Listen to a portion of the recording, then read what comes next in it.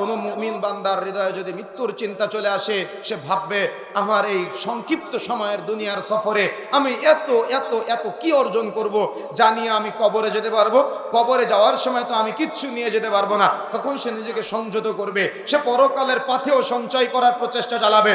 কিন্তু তার হৃদয়ে যখন শয়তান ওয়াসওয়াসা দেয়, তখন তো তার হৃদয়ে ও আর এইগুলা চিন্তা করতে পারবে না।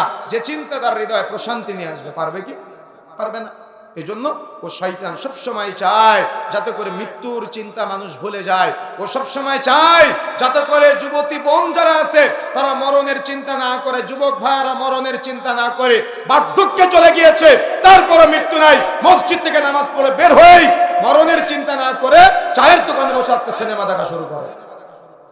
দেখেছেন না কেন এমনটা হয়?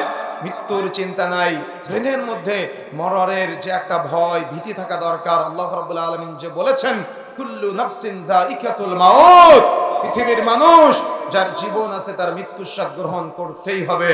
আমি আপনি আজকে আমার আপনার ব্রেনের মধ্যে ওই চিন্তা চেতনা একটা বারের জন্য লালন করতে বা ধারণ করতে পারি না। সবাই ভাবি যে আমরা তো আজীবন বেঁচে থাকবো, আমরা তো চিরজীবন বেঁচে থাকবো। আমি একবার ময়মনসিংহে একটা মাহফিলে আলোচনা করতেছিলাম, তো আলোচনা করতে করতে আমার পাশে সভাপতি সাহেব বসেছিলেন। তো একটু ওনার শরীরটা খারাপ লাগতেছে, উনি বাসায় চলে গেলেন। তো আমার বক্তব্য শেষ হতে হতে আবার লোকজন চলে এসেছে, মাইকে ঘোষণা দিচ্ছে কিছুক্ষণ আগে যে সভাপতি সাহেব বসেছিলেন তিনি কিছুক্ষণ আগে ইন্তেকাল করেছেন। ইন্না লিল্লাহি ওয়া ইন্না ইলাইহি রাজিউন। এখান থেকে বাড়ি যেতে পারবো কোনো গ্যারান্টি আছে আমাদের? কেউ গ্যারান্টি দিতে পারবেন যে আপনার গ্যারান্টি আছে? গ্যারান্টি নাই। মৃত্যুর সংবাদ কখন কার চলে আসবে, কখন বড় ভাইয়ের আগে ছোট ভাই চলে যাবে, ছোট ভাইয়ের আগে বড় ভাই চলে যাবে, কখন কে চলে যাবে আসার একটা সিরিয়াল আছে। বড়জন আগে এসেছে, মেজজন তারপরে এসেছে, সেজজন তারপরে এসেছে, ছোটজন তারপরে এসেছে, কিন্তু কে আগে মৃত্যুবরণ করবে তার কি কোনো সিরিয়াল আছে? সন্তানের আগে বাবা মারা যায় না? অবশ্যই এমন বহু সন্তান আছে তার আগে বাবা মারা যায়, বাবার আগে সন্তান মারা যায়। এমন বহু ঘটনা কিন্তু আমাদের মাঝে দীপ্তিমান, উজ্জ্বল, পরিষ্কার। তারপরেও আমাদের হৃদয়, আমাদের দিল, আমাদের কলিজাটা নরম হয় না। আমরা ভেবেই নিয়েছি যে আমরা আজীবন দুনিয়াতে বেঁচে থাকবো। আমরা কি আজীবন দুনিয়াতে বেঁচে থাকতে পারবো? সম্ভব নয়।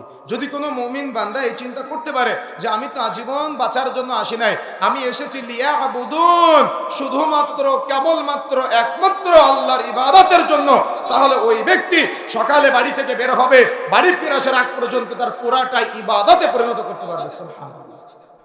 মুমূর্ষ অবস্থায় আপনি পৌঁছে যাওয়ার আগে যদি নিজেকে পরিবর্তন করতে পারেন, তওবা করে ফিরে আসতে পারেন, তাহলে আপনি সফলতা অর্জন করতে পারবেন আখিরাতে, সফলতা অর্জন করতে পারবেন দুনিয়াতে।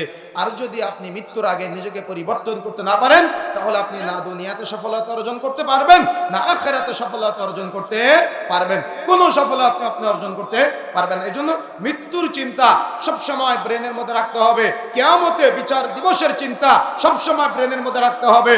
আপনি সূরা ফাতিহার মধ্যে পড়েন মালিক ইয়াউমিদ্দিন, আল্লাহ বিচার দিবসের মালিক। আপনাকে কেন জানানো হলো আল্লাহ বিচার দিবসের মালিক? কেন? আপনি মৃত্যুর পরে বিচার হবে, হিসাব হবে, ফয়সালা হবে, এটা জানানো হয়েছে। হাল আতাকা হাদিসুল গাশিয়া, হাল শব্দের অর্থ কি? আতাকা, তোমাদের কাছে পৌঁছে গিয়েছে। হাদিস শব্দের অর্থ হলো বর্ণনা, সংবাদ, খবর। আল গাশিয়া, কিয়ামতের, কিয়ামতের সংবাদ কি তোমাদের কাছে পৌঁছে গিয়েছে? তার মানে কিয়ামতের সংবাদ তোমাদের কাছে পৌঁছে দেওয়া হয়েছে। তোমরা কতটুকু সতর্ক হয়েছো? আল্লাহ বলছেন ইযা যুলজিলাতিল আরদু জিলজালাহা, যখন প্রচন্ড আকারে জমিন প্রকম্পিত হবে। কখন প্রকম্পিত হবে? কিয়ামতের সময় প্রচন্ড আকারে জমিন প্রকম্পিত হবে। আল্লাহ সুবহানাহু ওয়া তাআলা বলছেন রাআইতাল্লাযী ইউকাদ্দিবু বিদ্দীন, তুমি কি দেখেছো, তোমরা কি দেখেছো যে মৃত্যু পরবর্তী জীবনকে অস্বীকার করে, যে বারজাখকে অস্বীকার করে, যে জান্নাত জাহান্নামকে অস্বীকার করে? অস্বীকার করতে পারবেন আপনি?